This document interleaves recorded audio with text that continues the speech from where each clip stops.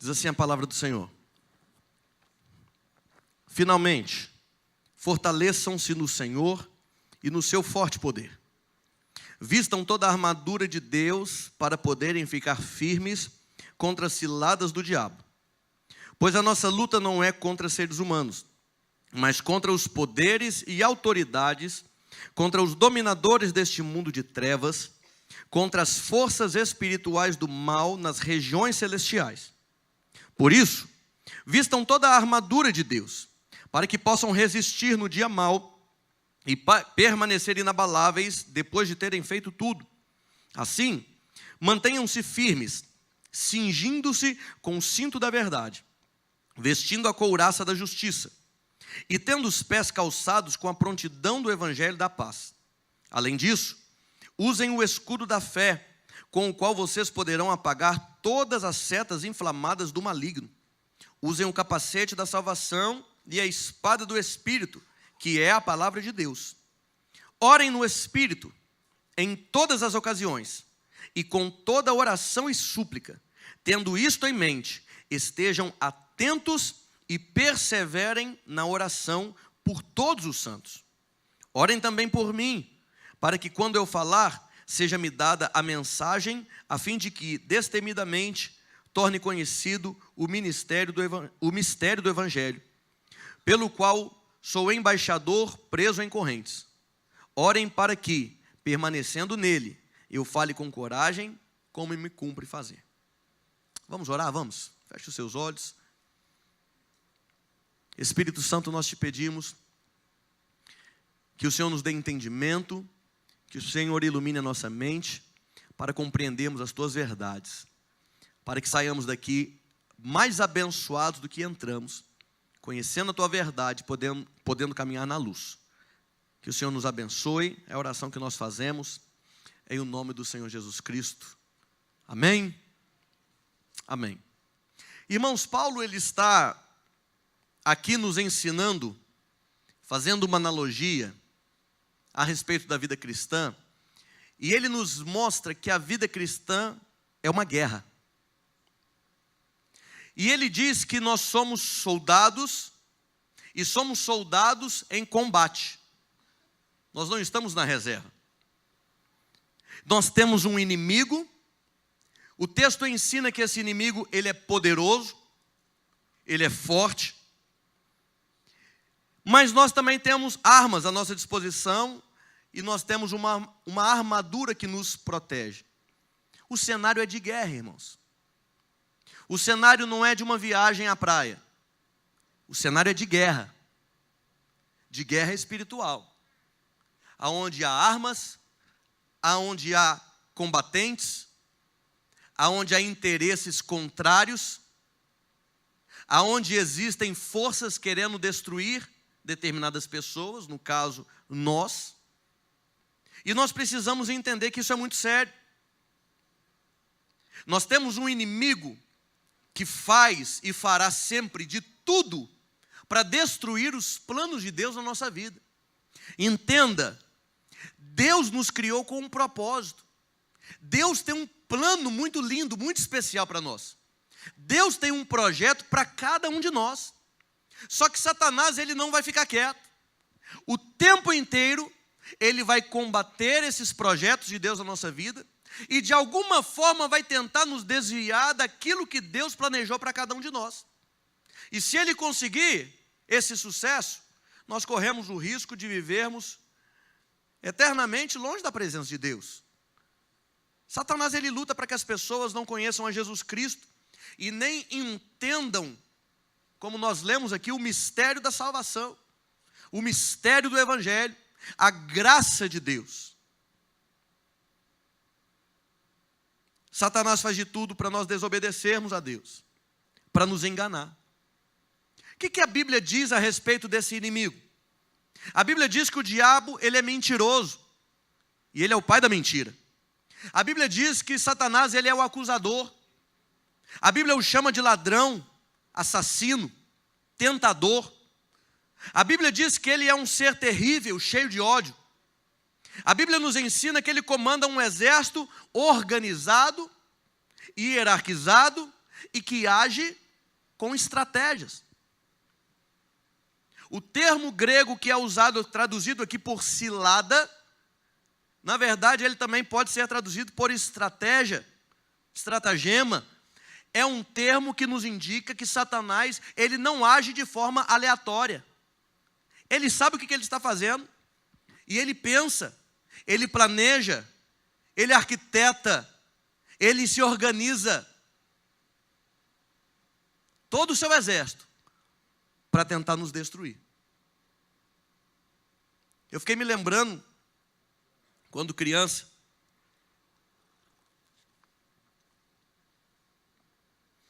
que a minha diversão era soltar pipa, papagaio. Eu contava os dias para entrar de férias. E eu ficava geralmente o dia inteiro na rua. Inteiro. Na porta de casa ou correndo pelo bairro atrás de papagaio. Isso foi até um bom tempo depois da infância. Na época não eram proibidos o cerol, né? Não era proibido o cerol. Na época não tinham acidentes, não tinha esses problemas que nós vemos hoje. E a graça do soltar papagaio era justamente o cerol.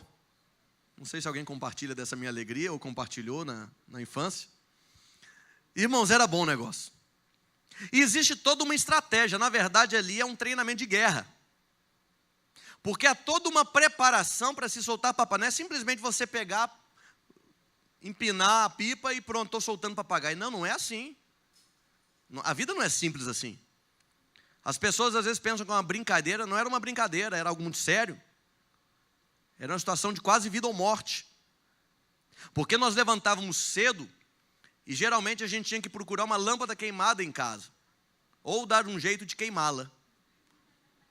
E aí a gente pegava a lâmpada e moía a lâmpada. E cada um tem a sua técnica. Eu já usei várias, não vou falar aqui porque agora já é proibido usar isso, não quero ensinar ninguém. E usávamos técnicas de moer o vidro. E depois de moer o vidro, nós tínhamos que peneirar o vidro, de preferência numa meia velha. E depois você, novamente, peneirava numa meia mais fina para sair só o pozinho. Preparava a goma, né, com cola madeira. Quando não tinha cola madeira, a gente fazia com maisena. Não dava o mesmo efeito, mas resolvia. E aí ficava pronto o cerol. E aí tinha que esticar a linha. E lá em casa eu lembro, tinha um corredor comprido. Era o único lugar que tinha. Só que era comprido, mas não era tão comprido. Porque, na verdade, a estratégia é quanto mais linha encerada tem, mais bem armado você está. E aí eu tinha que passar e dar a volta no canil e voltava na maçaneta, e dava a volta no canil, voltava na maçaneta, e dava a volta no canil, voltava na maçaneta. E eu ia, passando o cerol e analisando para ver se não podia ficar gota. Quando você chega no final, você dá um tequinho na linha, aí ele espirra o vidro. Quem está voltando à infância aí? Eu estou vendo os irmãos sorrindo assim. Irmãos, irmãs, quando chegar em casa, vocês perguntam aos seus maridos, que elas não estão entendendo nada. Não estão entendendo nada. Isso é um negócio, né? Está enraizado em nós, faz parte, é um negócio de macho. E a gente passava, e o prazer era você depois apresentar, era como um troféu, irmãos, a mão toda cortada. Minha mão era toda cortada, eu não sei como é que ainda tem dedo. E aí passávamos o cerol, depois analisávamos sempre, né, com a parte de cima aqui da mão para ver se estava fininho. Aí você passava, às vezes no bigode também funcionava, você passava assim. Estou revelando o segredo de todo mundo aqui, hein? Aí você passava falando, nó, tá igual a navalha. Aí você saía todo satisfeito. Eu gostava de soltar pipa, né? Eu fazia pipa. Minha família, a família do meu pai é de Lorena, então lá em São Paulo o pessoal faz pipa mesmo, com 3 varetas. Aqui é aquele papagaio quadrado. Então no meu bairro só eu que fazia pipa, eu e meu irmão. Então quando subia a pipa, todo mundo já sabia que era nossa. A turma vinha quente. E há toda uma estratégia, irmãos. Você tem que analisar o vento, a hora certa de puxar, para não esbarrar em nada, porque se esbarrar em alguma árvore já era o cerol. Então você tem que subir, vai descarregando devagarzinho, volta por volta. E aí você tem que, de preferência, tentar ficar atrás do seu oponente, para você pegar de cima, e aí você descarrega bastante linha, para você ficar longe e ele pensar que não tem nada a ver, tem nada a ver, tem nada a ver, e aí você fica analisando a presa.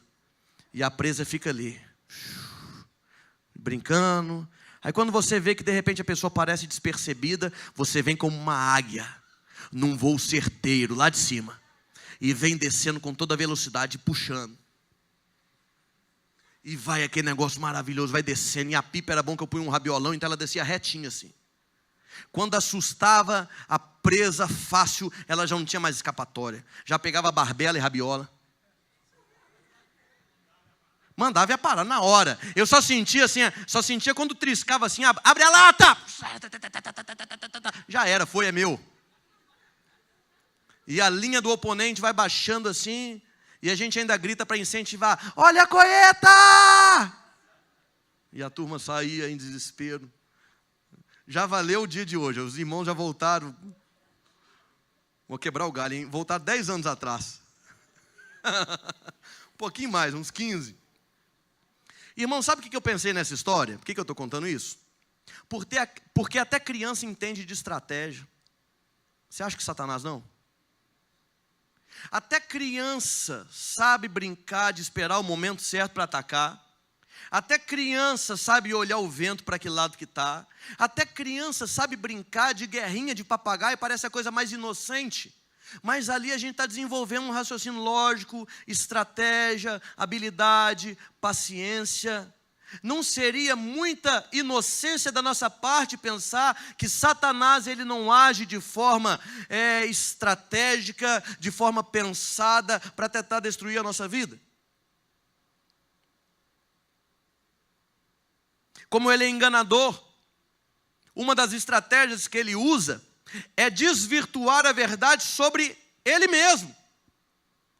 E aí, irmãos, nós podemos cair em alguns erros. Nós podemos subestimar o nosso inimigo. O que é subestimar o inimigo? É considerar que o adversário é fraco demais. É considerar que o adversário é quase que inofensivo. Ou talvez até desconsiderar a sua existência. Tem pessoas que não acreditam na ação de Satanás. Tem pessoas que não acreditam no diabo. A Bíblia está dizendo que ele existe. Ou então tem pessoas que acham que não, ele não faz nada, ele é um cachorro morto. Ou talvez até existam pessoas que acreditem na existência do diabo, mas vivem como se não acreditassem. Estão deixando a vida correr. Como se o diabo não pudesse fazer nada, como se ele não estivesse como um leão ao nosso derredor, procurando uma oportunidade para nos tragar. Sabe um exemplo na Bíblia que fala sobre isso? Sansão. Sansão, um juiz consagrado a Deus desde o seu nascimento, nazireu, homem de Deus, usado para libertar o povo de Deus do domínio dos filisteus naquela época. Diz a palavra de Deus que o Espírito Santo se apossava de Sansão e ele fazia coisas impressionantes. Matou um leão com as próprias mãos, matou 1000 filisteus, 1000 soldados, com uma queixada de burro, de jumento. Irmãos, coisa de filme? Talvez. Mas é o que o Espírito Santo faz quando encontra alguém que dá liberdade para ele trabalhar. Não estou dizendo que hoje nós vamos sair daqui matando 1000 pessoas aí com a queixada, não é isso. Mas o Espírito nos usa para a glória dele. De repente ele pode nos usar para trazer um avivamento numa cidade, numa escola, em algum lugar. Se permitirmos ser usados pelo Espírito Santo. Só que Sansão caiu numa cilada do inimigo. Ele deu vazão à sua fraqueza. Ele não podia ver um rabo de saia. Ele não podia ver uma mulher. Os israelitas, eles não podiam se unir a mulheres de outros povos. Por quê? Para que não fossem influenciados com os deuses e costumes dos outros povos. Era a lei. Mas Sansão ignorou a lei. Sansão ignorou o conselho dos pais. Sansão ignorou. E se envolveu com Dalila. E os irmãos conhecem a história. Dalila o envolveu, o seduziu, começou a fazer um charminho, me conta seu segredo, ficou aquela brincadeira. E Sansão brincando. Ah, não, se fizer assim assado, eu perco a minha força. Dalila fazia e ela chamava filisteus, eles vinham, Sansão dava um pau nos caras. E não percebia que a mulher estava tentando dar um jeito de descobrir realmente o segredo. Até que ele conta. A minha força depende de um compromisso que eu fiz com Deus. E esse compromisso é de nunca passar navalha nos meus cabelos. Fez um cafuné, pôs o Sansão para dormir, cortou os seus cabelos, chamou os filisteus, ele teve seus olhos vazados, foi escravizado, virou um bobo da corte. Era esse o projeto de Deus para a vida dele? Não. Sansão subestimou o inimigo. Outro erro, irmãos, que podemos cometer é superestimar o inimigo. Aí já é o oposto. É pensar que o inimigo é dar mais crédito do que se deve. É acreditar que o diabo é um adversário à altura de Deus. Entenda algo, irmãos. O diabo não é adversário de Deus. Porque para o diabo ser adversário de Deus, pressupõe-se que ele teria alguma chance de se opor a Deus. Isso não existe. Deus não tem adversários. Deus não tem inimigos. No sentido de que Ele não tem ninguém que possa, de uma forma mínima, prejudicar ou agredir ou tentar frustrar os planos de Deus. Não. Até o diabo, ele está debaixo da autoridade de Jesus Cristo. E nós não podemos nem subestimar, mas também não podemos superestimar. Nós não devemos temer o diabo. Como, por exemplo, o exemplo que nós temos na Bíblia, Israel, quando foi entrar na terra prometida e manda os 12 espias, e quando eles voltam, 10 deles falaram: olha, a terra é boa, mana leite e mel, mas os povos que lá habitam são poderosos demais, nós não podemos derrotá-los. Qual foi a resposta de Josué e Caleb, que também tinham ido junto? Espera aí, concordamos com o relatório. Os povos são fortes, mas o nosso Deus nos fez uma promessa, e Ele vai nos dar a vitória. Subamos e possuamos a terra. Mas aí os 10 voltaram a gritar: negativo, nós não podemos. Só que os 10 conseguiram inflamar todo o povo. E o que aconteceu? O projeto de Deus, que era para entrar na terra prometida logo de cara, eles voltaram e foram dar voltas no deserto, durante 40 anos, até que toda geração incrédula morresse no deserto. Superestimaram o inimigo, achando que não poderiam vencê-los, porque se esqueceram que Deus, Ele é todo poderoso, e aquilo que Deus promete, Ele faz. Aleluia! Irmãos, Efésios capítulo 1, verso 20 e 21.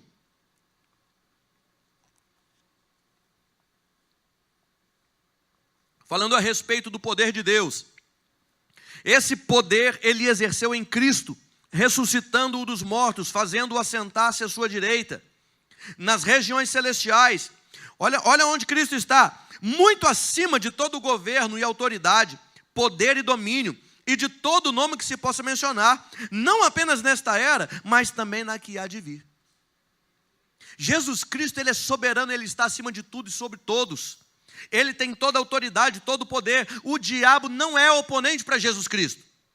Eu não posso, eu não devo, nós não devemos superestimar o poder de Satanás. Nós precisamos entender que o diabo também está sujeito à vontade de Deus, e ele só age até onde Deus permite que ele haja. 1 Coríntios 10, 13, diz que nem mesmo somos tentados além das nossas forças. Diz lá o texto que Deus só permite que a gente seja tentado até onde a gente vai resistir. E mesmo assim, Deus ainda nos dá livramento, Deus ainda nos dá o escape, juntamente com a tentação. Se tivermos um entendimento equivocado, irmãos, ou incompleto do nosso inimigo, nós não nos prepararemos para enfrentá-lo de forma adequada. E aí, seremos ou devorados, porque o enfrentaremos sem as armas que necessitamos, achando que somos fortes demais, ou então nós vamos fugir sem nem ao menos resisti-lo, porque de repente pensamos que ele é forte demais e que nós não podemos contra ele. Como que Satanás age? 2 Coríntios capítulo 4, verso 4, diz que Satanás, ele cega o entendimento das pessoas para que elas não vejam a luz do Evangelho. Estou dizendo aqui, irmãos, não é para nós... pastor, hoje você está pregando sobre o diabo? Não, irmão, só estou mostrando quem que é o nosso inimigo. Porque às vezes eu percebo que a gente vai vivendo a vida cristã e parece que o diabo ele deixa de existir. E uma das coisas que nós percebemos que essa é uma estratégia de Satanás, é onde ele age, cegando o entendimento das pessoas, para que elas não consigam entender nem o que é o óbvio. Elas conseguem entender situações complicadíssimas na vida, Mas entender que Jesus Cristo morreu na cruz para nos salvar e que nós precisamos de Jesus Cristo para sermos salvos e termos direito a uma eternidade com Deus, porque nós não somos dignos. Mas Jesus Cristo se fez justiça por nós e por causa de Jesus Cristo nós temos livre acesso agora à presença de Deus. A pessoa não entende. Parece ser tão óbvio, parece ser tão simples, mas Satanás, o diabo, ele cega o entendimento das pessoas. E, irmãos, nós precisamos vigiar para que o nosso entendimento não esteja fechado, para não entendermos as verdades do Evangelho e pensarmos que está tudo bem.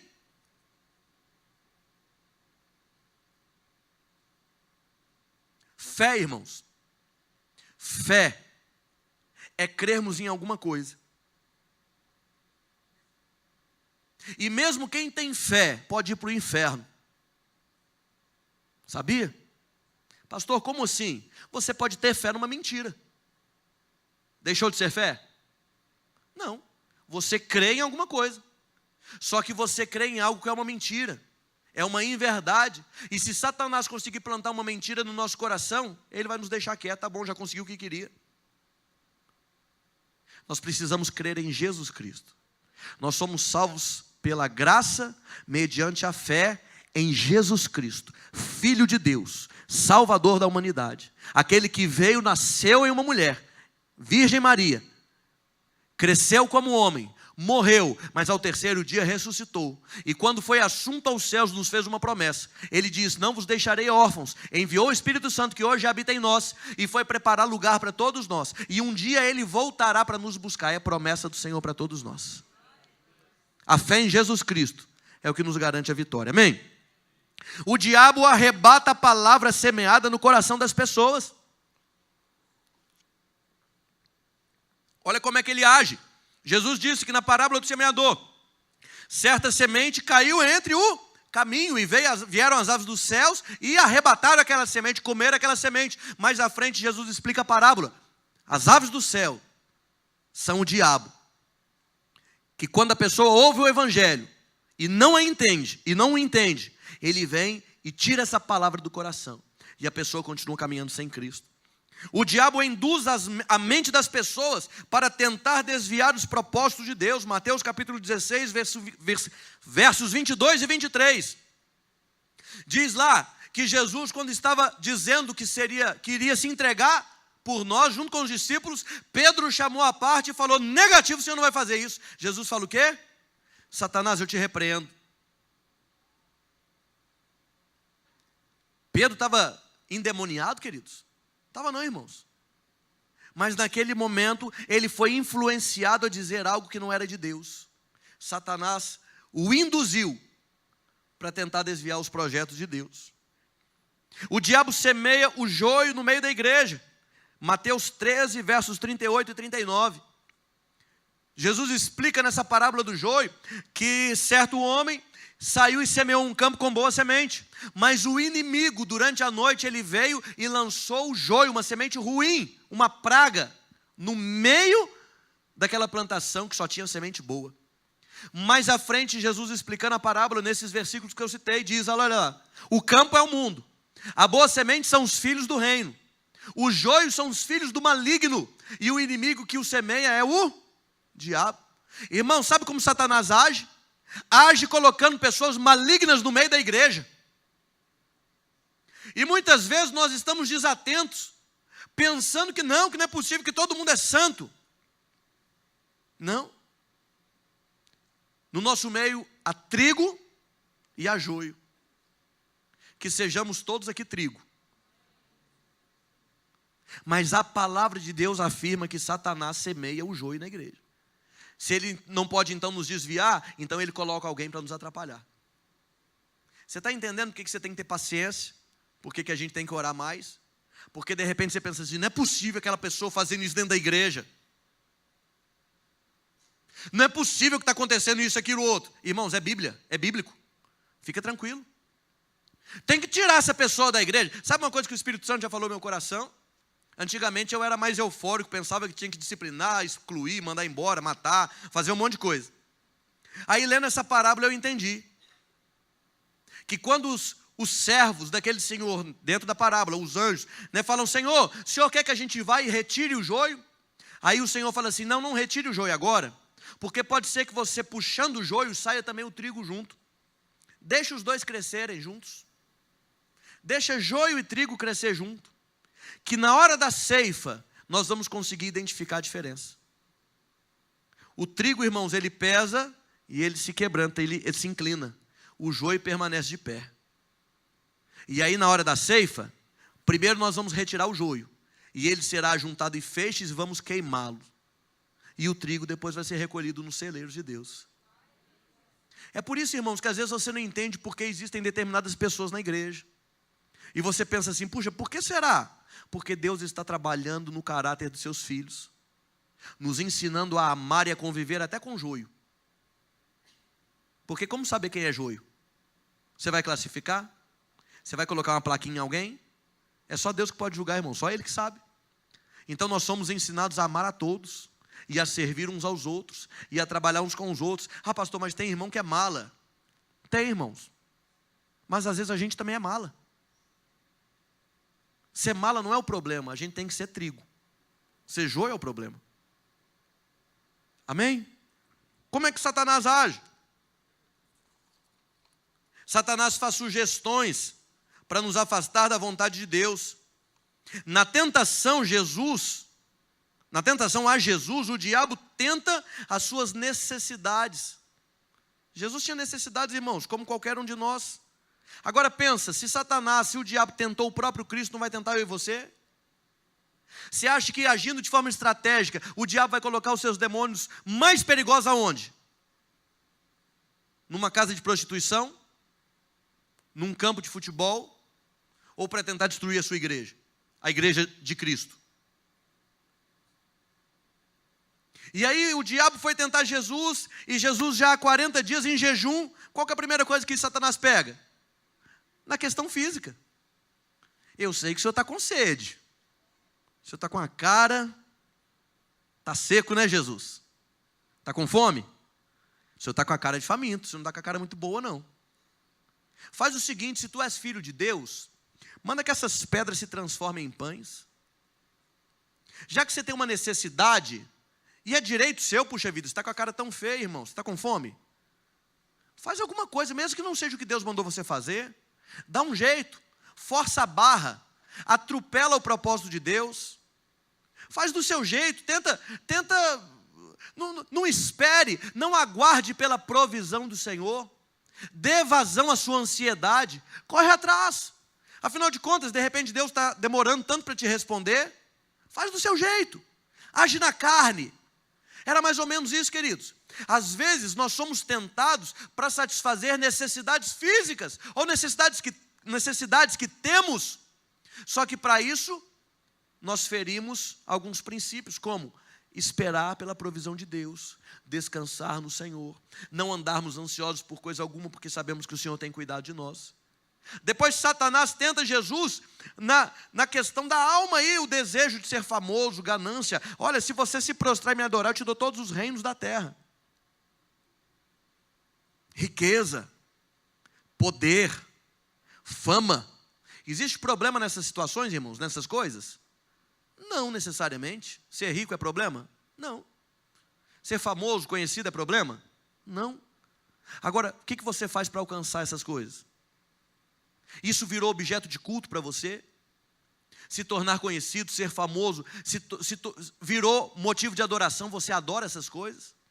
Você é capaz de abrir mão da sua adoração a Deus para você atingir determinados objetivos na sua vida? É isso que Satanás estava propondo. Olha, Jesus, se você me adorar, se você deixar de colocar Deus em primeiro lugar, você vai se tornar uma pessoa famosa, rica, maravilhosa. Aí Jesus responde com a palavra, está escrito: só o Senhor teu Deus adorarás.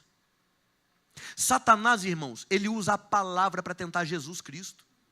Satanás no terceiro caso ele diz: está escrito que aos teus anjos dará ordens, e eles vão cuidar de você para que não tropece em pedra alguma. Olha, irmãos, isso é muito sério, isso é muito importante. Satanás está falando com Jesus assim: pula daqui de cima. Levou Jesus para um lugar alto no templo. Pula daqui de cima. Eu quero ver se você crê em Deus, porque está escrito na palavra que se você pular, os anjos vão te amparar. Só que, irmãos, não é isso que estava escrito na palavra. Satanás, ele distorce uma verdade, mesmo usando um texto bíblico. E Jesus responde com a palavra: Satanás, está escrito, não tentarás o Senhor teu Deus. Sabe o que Jesus estava respondendo, irmãos? Que tem certas coisas que pode parecer bênção, mas não é aquilo que Deus mandou a gente fazer. E aí o diabo, ele usa a palavra para tentar nos derrubar. Sabe por que tem muito crente que cai? E muita doutrina errada aí, muita invenção de moda, porque não conhece a palavra. Porque se Jesus Cristo rebate com a palavra, imagina se o diabo vem com uma tentação e na palavra usa um texto da Bíblia para tentar te derrubar. E você não conhece a Bíblia, não conhece o contexto, não conhece os princípios de Deus. Você embarca. Você cai. Essa semana eu recebi uma mensagem no WhatsApp, lembrei aqui agora, senão teria separado, de uma campanha que foi feita em determinado lugar, campanha cristã, gospel, e ela tinha só um trecho do versículo, e você prosperará, e não sei o que lá, uma coisa assim. Só que quando você abre depois o versículo inteiro, na verdade Deus está dizendo, olha, o restante do versículo é uma palavra dura, na verdade Deus está advertindo o povo, que só estava preocupado em prosperar, mas na verdade eles estavam se afastando de Deus. As pessoas às vezes pegam parte de versículos e querem inventar uma teologia na base de uma coisinha só. Nós precisamos conhecer a palavra de Deus. Satanás tentou Jesus fazer o que Deus não havia mandado ele fazer. É importante nós entendermos que o diabo não está preocupado em nos empobrecer, irmãos, ou acabar com a nossa saúde. Entenda isso. O alvo de Satanás é trabalhar na nossa mente. Se junto com isso ele conseguir levar o dinheiro, levar a saúde, beleza, lucro.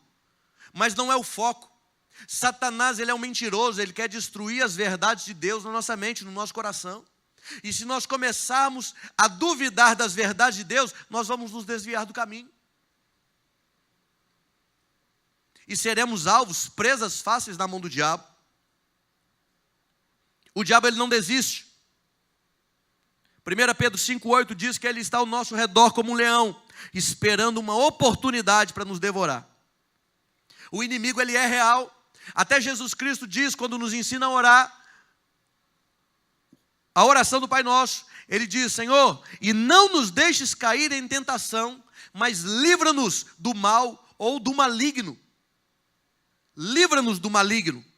O nosso grande erro é nos esquecermos que estamos numa guerra e que o nosso inimigo, ele é real. Não há território neutro, não há trégua, não há ninguém fora de perigo. Nessa guerra, ou você está enganjado na luta contra o diabo, ou nós estamos nas mãos dele.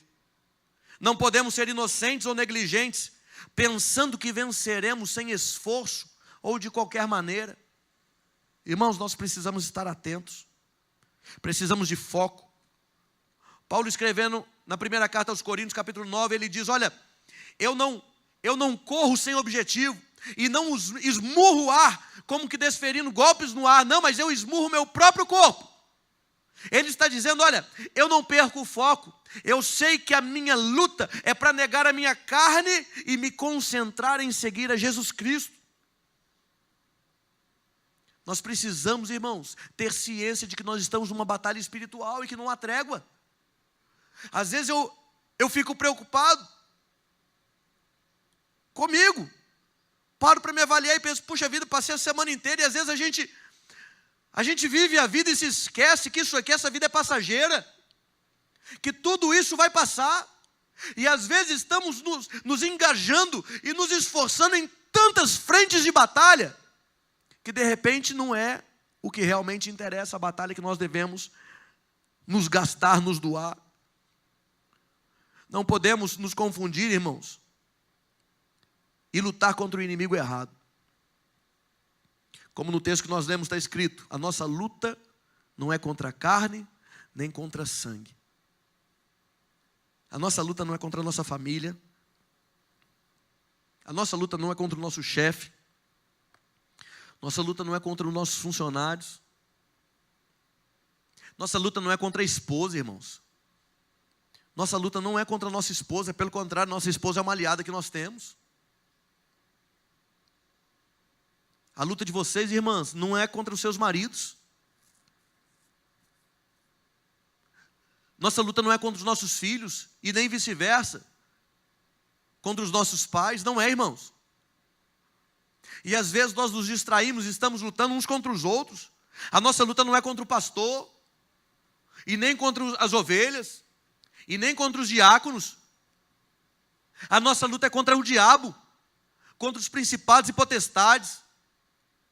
Nós precisamos nos atentar para isso, irmãos, porque podemos estar lutando a batalha errada, com as armas erradas, e estamos, na verdade, sendo derrotados. Porque não adianta nada vencer uma batalha que não é nossa. Nós precisamos nos atentar no que é o bom combate, como Paulo diz, para as nossas vidas. Devemos então temer o inimigo? Não.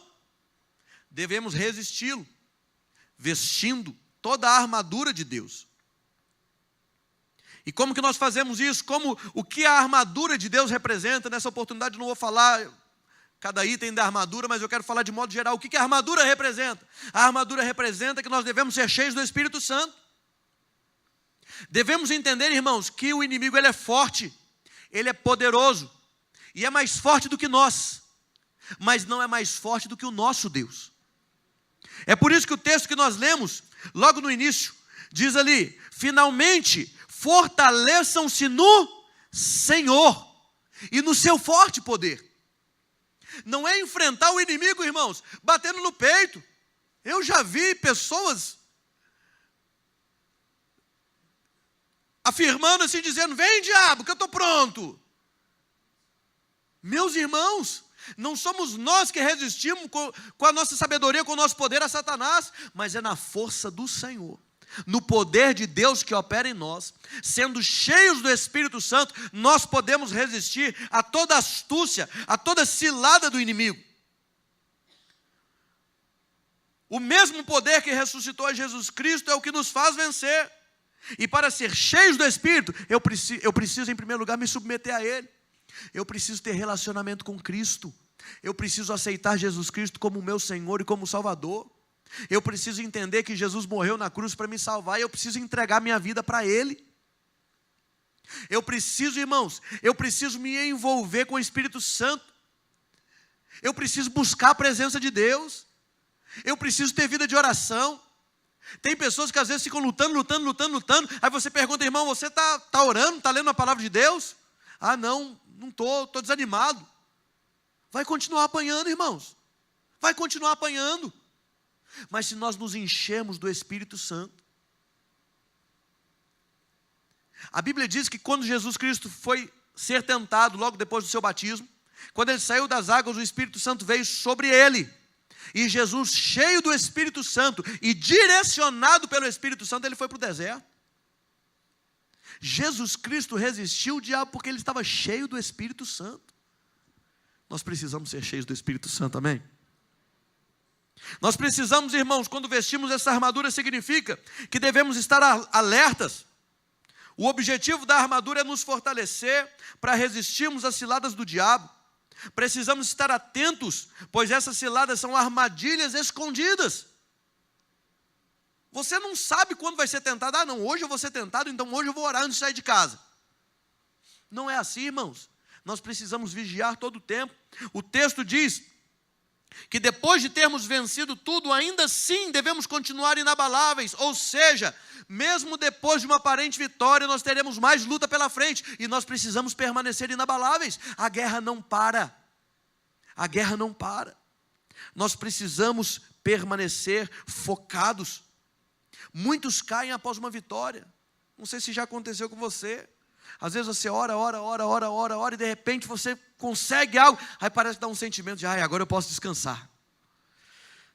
Ai, jejuei tanto esse tempo todo, agora eu posso descansar. Não, agora a gente continua orando para permanecermos inabaláveis. Nós entendemos por último, irmãos, que é a palavra de Deus que nos fortalece e que é a nossa arma para resistirmos a Satanás. Jesus Cristo venceu as tentações do diabo, porque ele rebatia com a palavra. Da mesma forma, nós precisamos conhecer e entender a palavra de Deus para resistirmos a todo o intento de Satanás. Nós precisamos confiar em Deus, porque essa batalha já foi ganha. Mateus 28, 18, Jesus diz assim: eis que toda autoridade me foi dada nos céus e na terra. Nós servimos a um Deus que tem toda a autoridade. Colossenses capítulo 2, verso 15. Sabemos que Jesus Cristo venceu o diabo na cruz. Colossenses 2,15, olha lá. E tendo despojado os poderes e autoridades, fez deles um espetáculo público, triunfando sobre eles na cruz. O diabo já está derrotado, irmãos. O diabo já está derrotado. E nós conseguimos resisti-lo, confiando em Jesus Cristo. Romanos 8,37 diz que nós somos mais do que vencedores em Cristo Jesus. 1 João capítulo 4, verso 4, diz que maior é aquele que está em nós do que aquele que está no mundo. Que Deus nos fortaleça, irmãos. Deus colocou essa palavra no meu coração, não para dizer que o diabo é forte, porque ele é, mas para dizer que o nosso Deus tem um poder incomparável. Não para dizer que devemos temer o diabo, mas que devemos entender que ele existe e que ele trabalha para tentar destruir a nossa vida. Não para pensar que seremos derrotados, irmãos, porque nós já somos mais do que vencedores em Cristo Jesus, mas para entendermos que precisamos estar alertas, atentos e vigilantes e orando. Às vezes nós temos enfrentado situações difíceis na nossa vida e nós não entendemos o que está acontecendo, mas também nós não estamos orando, não estamos buscando a presença de Deus, não estamos nos enchendo com o Espírito Santo, não estamos alertas. Que essa noite seja uma palavra de alerta para cada um de nós, para que possamos entender que Deus tem propósito para nós e Ele deseja que estejamos como bons soldados de Cristo, armados e perigosos, atentos na batalha, entendendo que essa batalha não é em vão. Um dia nós receberemos a coroa destinada a todos aqueles que forem fiéis até o fim. Mas, irmãos, nós não podemos ser ingênuos achando que o diabo se esqueceu de nós, que ele nos propôs uma trégua, que está tudo bem. Pelo contrário, se estiver muito tranquilo, é melhor se preocupar. E é melhor perguntar: Senhor, o que está acontecendo? O que está acontecendo? Será que eu estou longe de Deus? Será que o diabo está satisfeito com a minha vida, que ele não está nem me tentando, nem tentando me destruir? Ou será que ele está armando uma para vir de repente, com toda a força? Que Deus nos ajude, irmãos, e Ele nos ajuda. Que o nosso coração esteja em Deus. Você é mais do que vencedor. Você é mais do que vencedor. Nós somos mais do que vencedores em Cristo Jesus.